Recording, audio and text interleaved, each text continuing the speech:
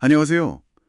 오늘 저희가 함께 깊이 살펴볼 자료는 음, 로마서 5장 1절부터 11절까지를 다룬 한 설교문입니다. 특히 이 네. 설교는 우리가 정말 아무 자격 없을 때, 그러니까 뭐랄까 연약하고 죄인이었고 심지어 하나님과 완전 원수였을 때, 네. 바로 그때 그리스도께서 우리를 위해 죽으셨다는 그 사건, 이게 어떻게 하나님의 변함없는 사랑의 확증이 되는지를 강조하고 있습니다. 이 부분을 좀 자세히 보려고 해요. 설교 시작은 우선 로마서 5장 1절부터 짚어요.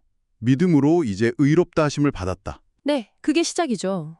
쉽게 말하면 하나님 앞에서 우리가 이제 오케이, 문제 없음 이렇게 선언됐다는 거잖아요. 그렇죠. 법정 용어 같기도 하고요. 그래서 결과적으로 하나님과 화평, 평화로운 관계를 누리게 됐다 이렇게 말하는데 여기서 중요한 게 이 관계의 평화가 곧바로 내 삶의 모든 문제가 사라지는 걸 뜻하진 않는다는 점을 지적해요. 맞아요. 그게 현실이죠. 현실의 환란, 그러니까 여러 어려움들, 고통들, 이건 여전하다는 걸 설교가 솔직하게 인정합니다. 네. 근데 여기서 진짜 놀라운 반전이랄까? 바울이 이 환란 중에도 즐거워한다고 말한다는 거예요. 3절. 그 부분 좀 이해하기 어렵잖아요. 어떻게 환란 중에 즐거워할 수 있죠? 그냥 억지로 긍정하는 건가요? 설교도 그 점을 짚어요. 이게 무슨 맹목적인 긍정 이런 게 아니라는 거죠.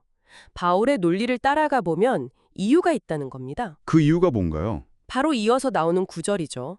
환란은 인내를, 인내는 연단을, 연단은 소망을 이룬다. 3, 4절. 아, 그 유명한 구절. 네. 그러니까 환란 그 자체가 막 좋은 건 아니지만 하나님 안에서 이 과정을 통과하면서 인격이 다듬어지고 연단, 결국에는 어떤 상황에서도 흔들리지 않는 소망으로 나아가게 된다는 거예요. 그렇군요. 근데 그 소망이라는 게 그냥 다 잘 되겠지 하는 그런 막연한 기대는 아닐 거 아니에요. 설교는 이 소망이 왜 그렇게 확실하다고 말하는 건가요? 바로 그 지점에서 설교의 핵심 논증으로 넘어갑니다. 이 소망이 우리를 실망시키지 않는 이유, 그게 뭐냐? 바로 하나님의 사랑 때문이라는 거죠. 5절 전반부. 하나님의 사랑? 네. 근데 여기서 그냥 하나님은 사랑이시지 하고 넘어가는 게 아니에요. 설교는 한 걸음 더 나아가서 그럼 그 사랑 우리가 어떻게 확신할 수 있는데 이 근본적인 질문을 던지는 거죠. 정말 중요한 질문이네요. 사실 우리가 힘들 때 가장 먼저 의심하게 되는 게 그거잖아요. 하나님 진짜 날 사랑하시나? 맞아요. 바로 그거죠. 그래서 설교는 그 답으로 정말 가장 강력하고 반박할 수 없는 증거를 제시합니다.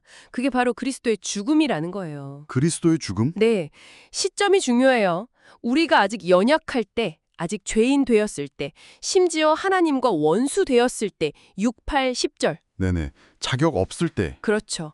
우리가 뭘 잘해서 가능성이 보여서가 아니라 정말 아무것도 내세울 것 없는 철저히 무자격한 상태였을 때 바로 그때 그리스도께서 우리를 위해 죽으셨다는 이 사실이야말로 우리를 향한 하나님의 사랑이 얼마나 진짜고 강력한지에 대한 확증, 명백한 증거라는 겁니다. 조건을 따지는 사랑이 아니라는 거군요. 전혀 아니죠.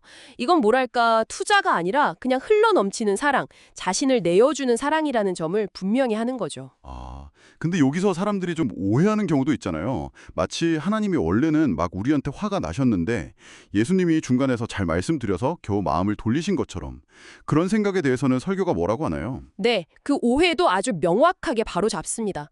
하나님은 처음부터 우리를 사랑하셨다는 거예요.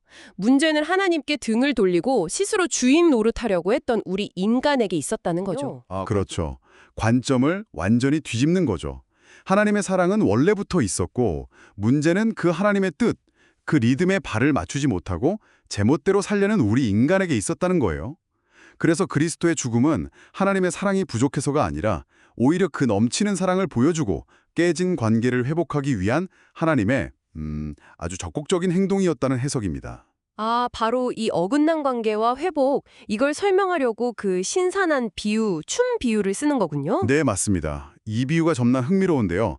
하나님은 아주 아름다운 왈츠, 3박자 리듬을 연주하면서 우리에게 같이 춤추자고 손을 내미시는데 사람들은 각자 다른 음악에 맞춰서 예를 들면 4박자 탱고나 지르박 스텝을 막 밟고 있다는 거예요. 박자가 안 맞으니까 계속 발이 엉키고 부딪히고 그런 모습이네요. 그렇죠. 조화가 전혀 이루어지지 않는 거죠. 근데 이 비유 속에서 예수님은 어떤 분이냐? 하나님의 그 왈츠 리듬에 처음으로 그리고 완벽하게 스텝을 맞추어 춤을 추신 분이라는 거예요. 예수님의 충. 네, 그분의 삶 전체, 그러니까 그 순종이라는 춤이 세상의 그 엇박자, 불협화음과 부딪혀서 결국 죽음에 이르렀지만 역설적이게도 바로 그 춤, 그 순종을 통해서 하나님과 세상이 다시 조화로운 리듬을 탈 수 있는 길, 즉 화해의 문이 열렸다는 그런 통찰인 거죠. 와, 깊은데요? 그럼 교회는요? 교회는 어떤 역할을 하는 건가요? 이 비유에서? 설교에서는 교회를 그 하나님의 왈치 있잖아요. 그걸 배우고 가르치고 또 함께 추는 법을 세상에 알리는 댄스 교습소 같다고 묘사해요. 댄스 교습소. 재밌는 표현이네요.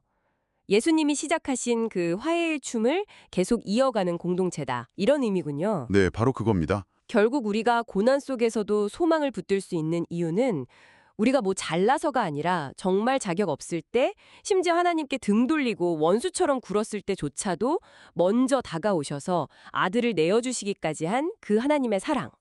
그것도 이미 확증된 사랑 때문이라는 거네요. 맞습니다.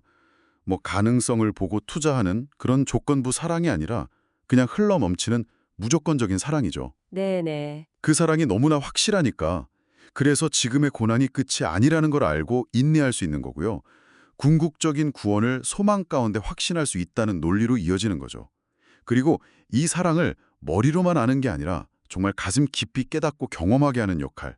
이게 바로 로마서 5장 5절에서 말하는 성령의 역할이라고 설교는 덧붙입니다. 성령께서 그 사랑을 우리 마음에 부어주신다고요? 자, 오늘 살펴본 이 설교문이 우리에게 또 이 글을 듣고 계신 당신에게 던지는 메시지는 이거 같습니다.